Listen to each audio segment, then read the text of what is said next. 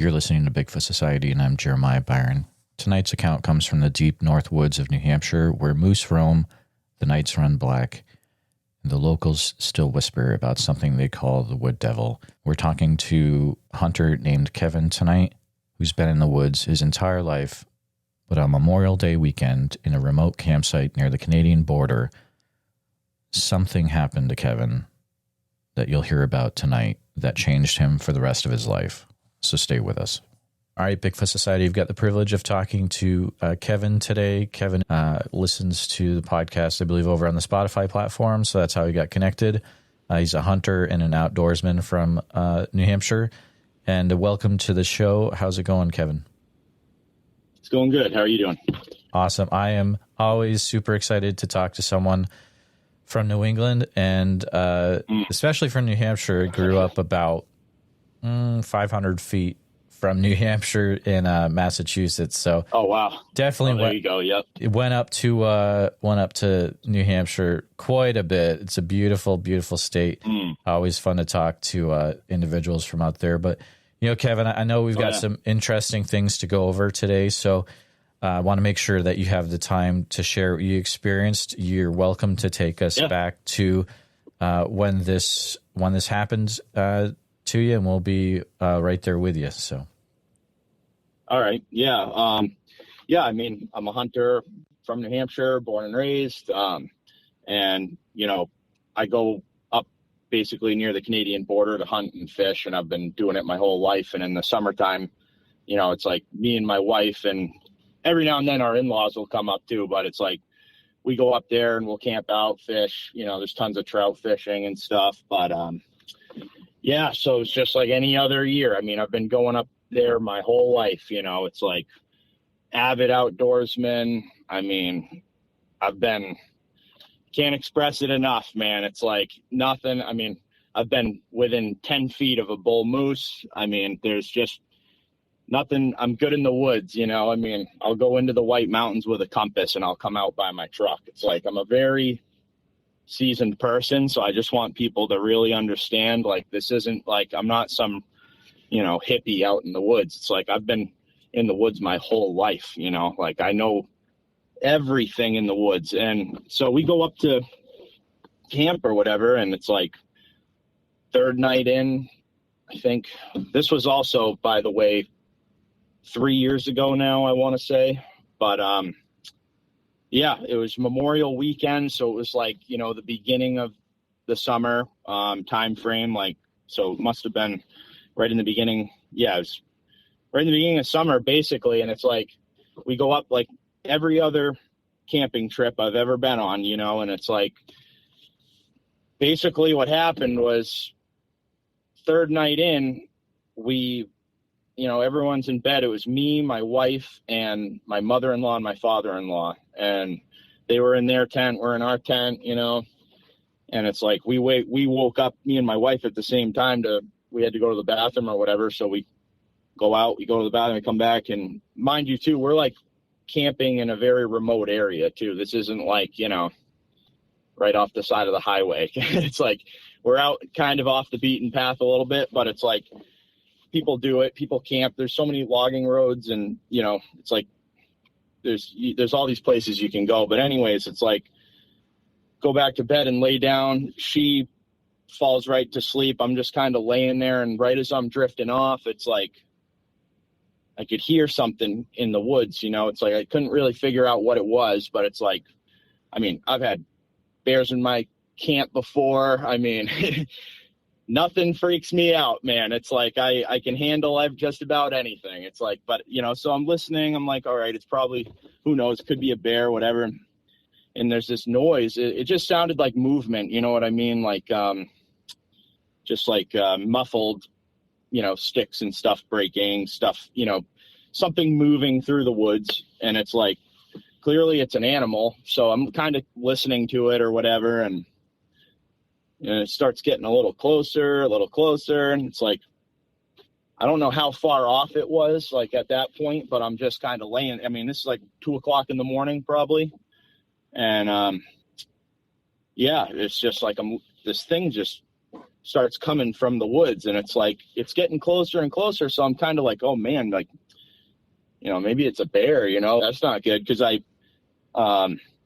had left out some kibble or whatever from my dog. Like, we had our pit bull with us too, and he was sound asleep. But mind you, throughout this whole thing, I want people to keep this in mind too, which is, it's just weird. Like, my dog was sound asleep the whole time. I mean, I don't know if it was just random or what, but like, I mean, yeah, it's just a weird thing. So anyways, it's like, it's getting closer and closer, and I'm like, all right, so the bear's going to come down, he's going to do his thing, he's going to keep going. So that, like, I had bear in my mind, you know what I mean? Like, I didn't really know what was going to happen at that point, but it's just like, whatever. And it gets closer, and then I realized, it's like, that sounds like it's on 2 feet. It sounds like a person walking, you know what I mean? I mean, I'm like I said, I mean, I've been in the woods.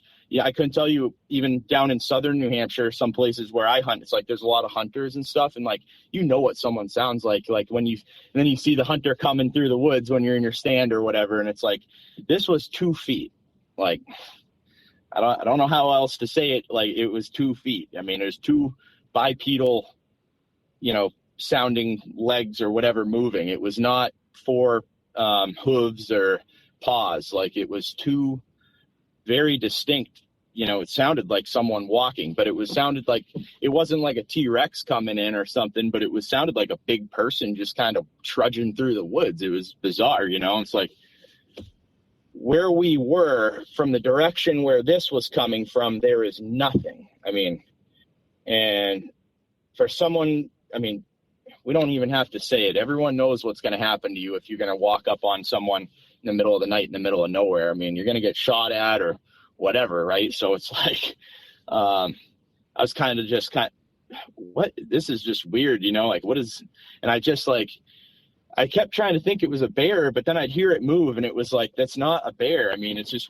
nothing was really making sense to me. So I'm like, kind of getting a little nervous, because it's like, I don't, I know how to handle a bear. I don't know how to I mean, if this is some sort of human coming, or person coming down, like, what, I mean, it's 2:00 in the morning. So it's like, they're not coming down for a good reason, probably. And if they are, they would have hollered out or something at the very least, if they were in some sort of danger or something like that. You know what I mean? Just the way this movement was coming, it was like, it sounded like an animal, and it was attracted to the food. And that's kind of what my mind was thinking. And it's like, but I don't know what to do at this point, because there was like a little ridge above us, like 30 feet or something like that. Not super high, but it was a steep embankment, like out behind where our tents were. So like, if you guys can, like, if you're listening to this and you can picture it, it's like,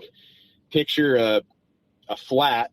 There's a creek or a river in front of you. It wasn't a super big river, but there's like a little creek or whatever. And then behind the tents, there was like a steeper rocky embankment, like and then it went up to like this ridge where it kind of plateaued a little bit. But it's like, this thing walked, and I don't even know how much time this took at this point. I want to say I had been listening to it for at least 5 to 10 minutes. I mean, it was quite some time before I realized it's on 2 feet. And, yeah. And so it came and it stopped up at the top of where I knew it was up, like basically kind of looking down into our camp almost, like, cause where I last heard it stop, I'm kind of picturing like, all right, that thing, whatever it is, it's like right above us. So, and I didn't really know what to do either. Cause it's like, if it's a bear, I don't want to, surprise it or whatever, I kind of just want to let it come in and do its thing and then go from there. If whatever happens.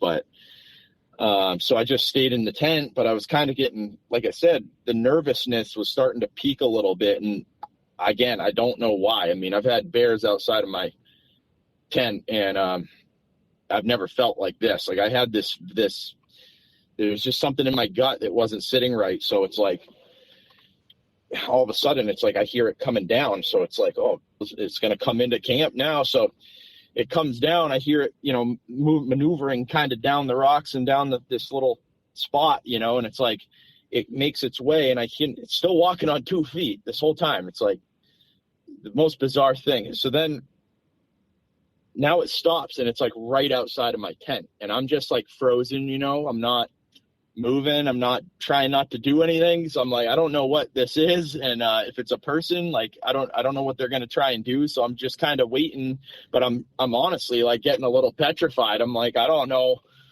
how to handle this. You know, it's like, I know how to handle everything else. I don't know how to handle something I don't know. And if it's like, you know, if it's a person, do they have a gun? Are they injured? Why didn't they holler into the camp to let us know they're coming in? It's like so many things, you know? Yeah. And so at this point, I'm just kind of laying there like totally freaked out, and it kind of makes this vocalization. And the best way I can describe it, it was like a grunty voice kind of deal, but it wasn't there was no words or anything like that. It was just kind of like this weird grunt, which, you know, I tried to do it for Wes when I talked to him about it, but it's like, it doesn't sound anything like it. You know what I mean? It's just, I don't know how to impersonate it. And I haven't really heard anything that sounds like it. I've listened to just about everything. And the closest thing would be that chatter or whatever, but it's like, even that, it did not sound like that either, but that's probably the closest thing I could relate it to that I've heard, you know. But anyways, so it does that sound, and now I'm really like, what in the world? And then it just kind of turns like 90. And this is kind of what I'm picturing based on the sound, because I'm keened into what I'm hearing at this point. I can't see, you know, I'm in my tent freaked out, so it's like, what do, you know? So it turns, and then it just starts walking like it's going down, because there were some other people camped, I don't even know, probably 400 yards away. They were down the road a little ways, just off on a little, you know, side old trail where they must have had a landing for some logs or whatever. They just kind of set up shop down there, and it just turns 90 and it's like headed towards them. So I'm like, whatever this is leaving. I'm going to wait. So I sit up. I'm like, and I could tell it's getting farther away. And I'm like, F this, I'm getting out of the tent. You know, I'm going to find weapons, and I'm getting a fire lit. Like, I'm not messing around, you know? So it's like, I found a hatchet on the table. I just grabbed that. Like, that was the first, cause I come right out of that tent. As soon as I knew the coast was clear, it's like, I don't know what's going on. I come out of that thing. I grabbed the hatchet. It's like, I don't know who's around. I don't know if I didn't hear someone else. Who knows what's going on? But I was pretty freaked out, and it's like, I don't know what I'm dealing with. So I get my headlamp, and, you know, and I'm like shining, and I'm like, this is crazy, you know? So then I hear it coming back, and it's like, I had kind of scrambled, like in the chaos of all this, like what, you know, I had lit a fire, gotten a fire going, and I was just building it up. But I was also kind of looking, because I had my headlamp on at this point. I'm trying to see, and I can hear it, and it walks back. But it, like, you know, picture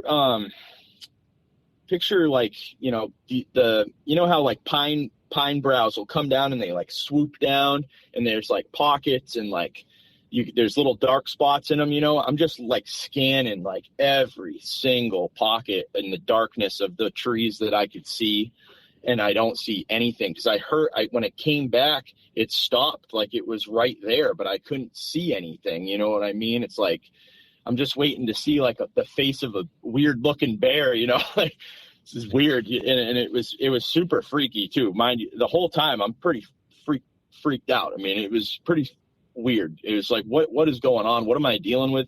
This is very abnormal for a human to do, you know. It's like, this is a person, they're crazy. But so I'm shining, and it's like, I don't see anything, and then all of a sudden it moves, and it goes back up to the top of that ridge, and the whole time I can't see anything. I'm scanning, and it's like, what in the world? And then it just starts kind of going back and forth up on the top, like maybe 40 yards back and forth for like, I don't even know how many times, maybe 5 or 6 times it did that, just kind of pacing back and forth. It wasn't running. It wasn't whatever it wasn't breaking anything. It wasn't running. It wasn't making any vocalizations. It was just pacing up there. Like, I mean, that's all I can describe it as.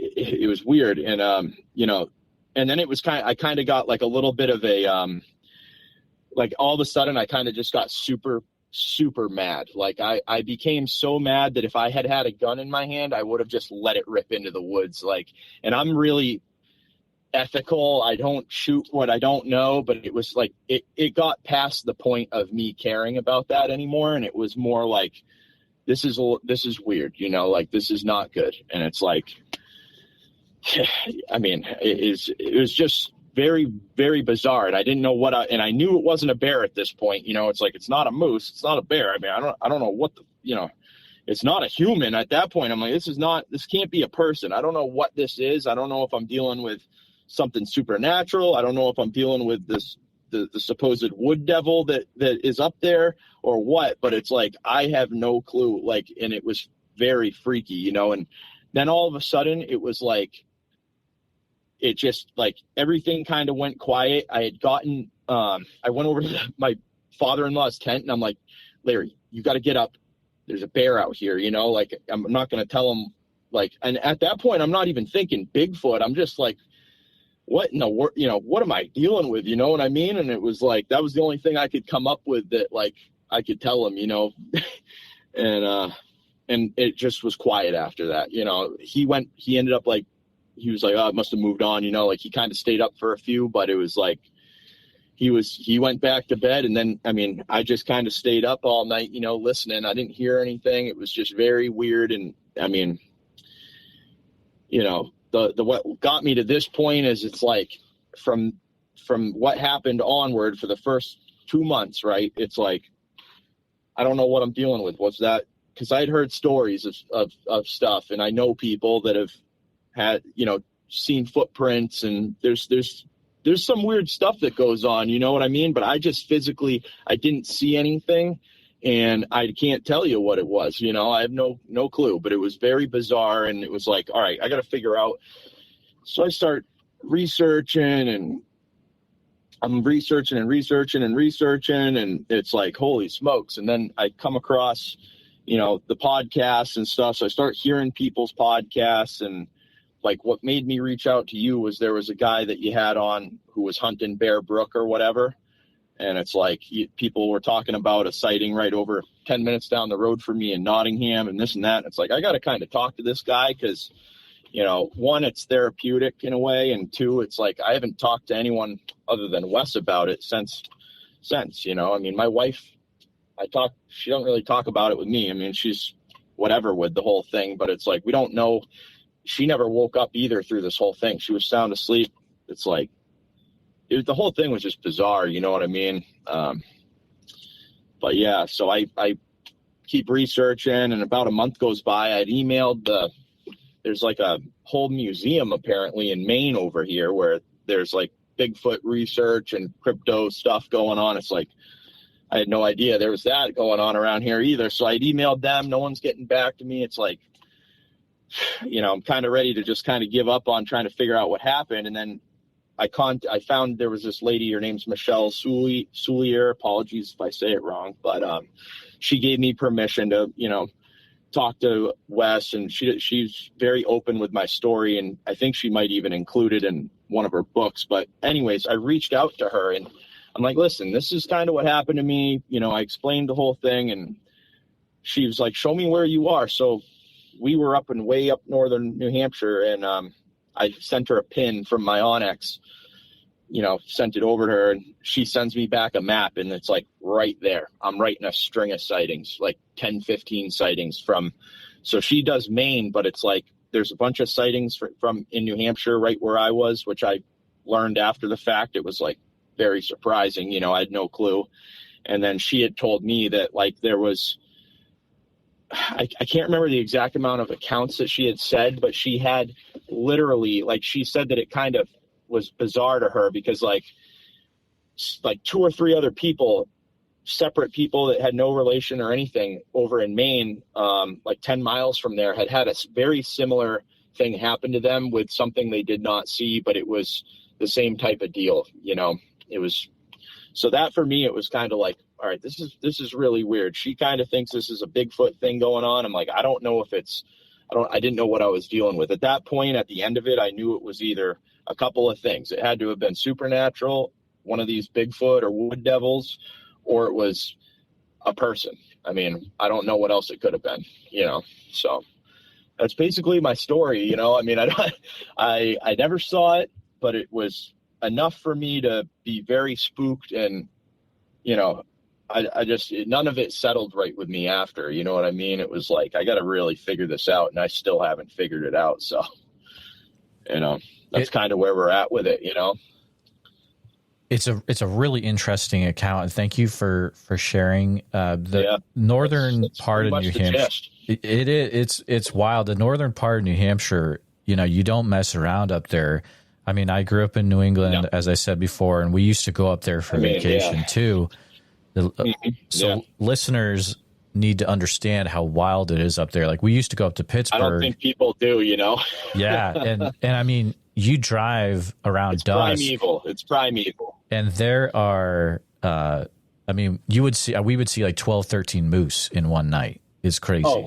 Oh yeah. And it's like, I hunt up there. I still hunt up there. I mean, since this all happened, it's kind of like, I kind of look around a little more, but like, again, I'm not going to really full on believe it until I see it type of deal. You know what I mean? But it was enough for me to kind of be like, all right, this could be something, It was bizarre and it was spooky, it was just very, I don't know. I track deer out in the White Mountains. I track up there in that area that we're talking, like I track deer. That's what I'm talking about in the snow, during hunting season. And it's like, I've never seen footprints, I've never seen anything like that, but it's like, and I've never had anything bizarre happen to me either, other than this one thing. It's just the weirdest thing, Gotcha.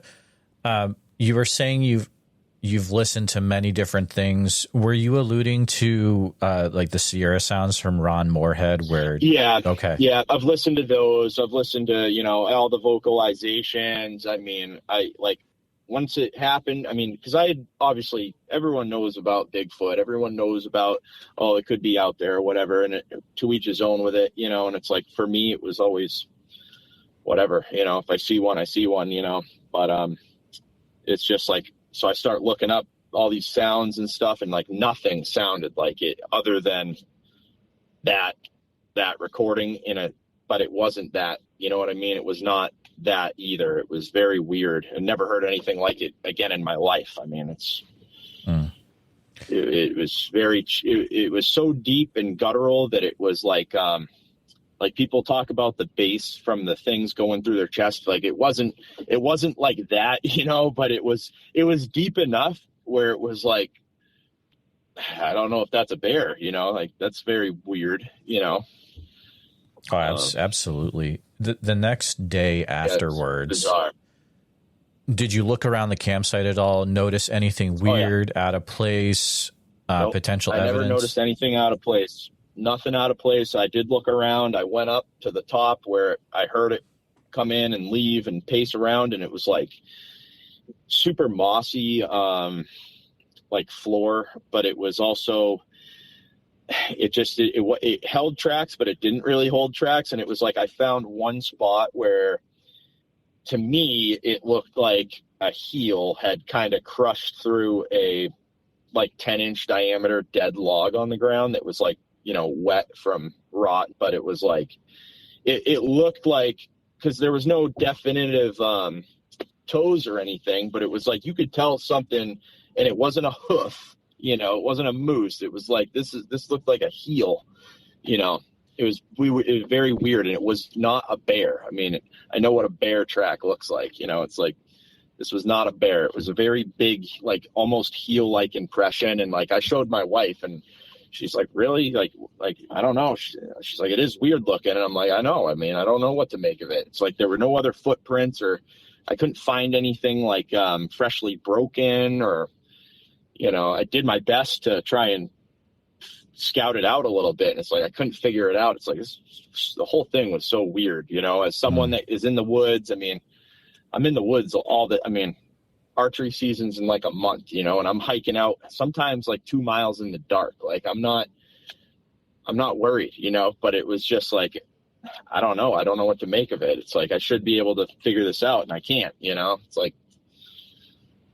Absolutely. I don't know. The area that you were in, Was it a thing where there were any equivalents of rangers or forestry workers that you talked to about what had happened that night? So I never talked to anyone forestry related, or anything like that, other than a few close friends of mine and my wife are the only people I talked to, and it was like, there's certain, the hunting community up here is pretty tight. You know what I mean? It's like, I don't know. You're not going to get any information out of many people, and it's just how it is. I mean, no one's going to really.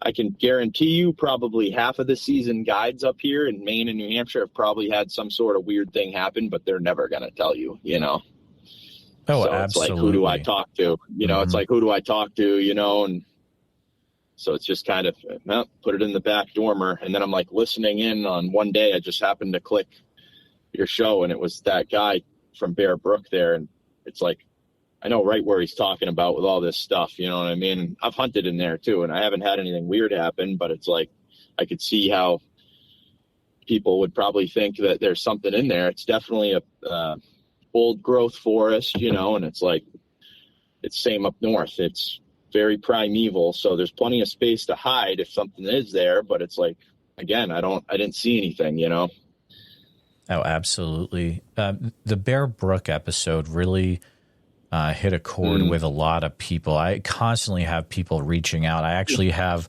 a gentleman I'll be talking to in about 2 weeks about an instance he had happen in the same area. So it's very weird, being so close to the city. It is.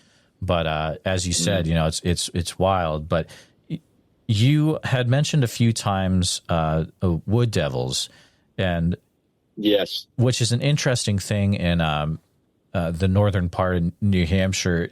Do you have any information that you've heard about that phenomenon out there? Basically, basically it's like, some of the loggers have reported it, and it's like, that's what they just call them, even from like way back in the day, apparently, like the people, because there's a lot of logging going on up there, even today. And back then they were logging too. And it's like, I think that's just what they were calling them because they didn't know what else to call it. You know what I mean? But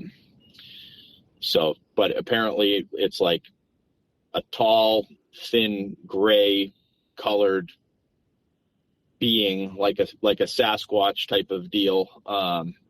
And that's all I really know about it. I know they're like, people say, oh, they'll scream and stuff like that, but I've never, like I said, I've hunted up there my whole life, and I haven't heard any weird stuff, but it's like stuff gets reported, and it's who knows, right? It's like, it's bizarre.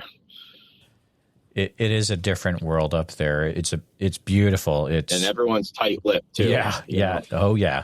Yeah, when you hear the stereotypes of, how New Englanders don't really talk about much, I mean, that you got it. Yeah. And I say that as a person who, grew up in the region.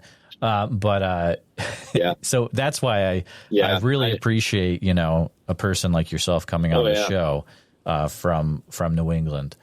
But yeah, it's definitely I don't know, people kind of do their own thing up here, and it's still kind of, it's really old school, you know what I mean? It's just different. I mean, and other than that, on the wood devil thing, it's like, I know one other hunter that hunts in the White Mountains, which is probably 50 miles south of where I had my thing happen. But I mean, everyone knows probably of Mount Washington and the White Mountains. It's a pretty big range. It's like very vast. And this guy was out hunting in November, and 5-6 miles in, there's snow, and there's just a 15-inch long human-like track down in the side of a creek there. And it's like, who's going to be out there in bare feet? No one. You're going to die, like, people come up here and die all the time that are hiking and stuff. And I hate to say it, but it's like, they're never prepared.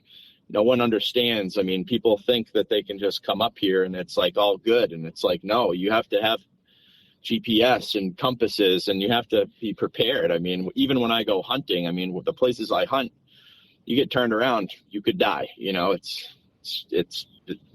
I don't know how else to say it. You know, people get lost and go missing, and it's like, who knows what it is? It could be that, or it could be other things at play. Who knows? But I mean, it's like, me personally, I've never had a thing. I've never saw it. I don't know. But just from talking to people and hearing about all these things, it's like, oh, I had to talk to you, because it's kind of, like I said, it's a little therapeutic. So I don't talk to anyone about it. And, you know, what do you do with it when something happens? You just kind of throw it in the back burner, you know?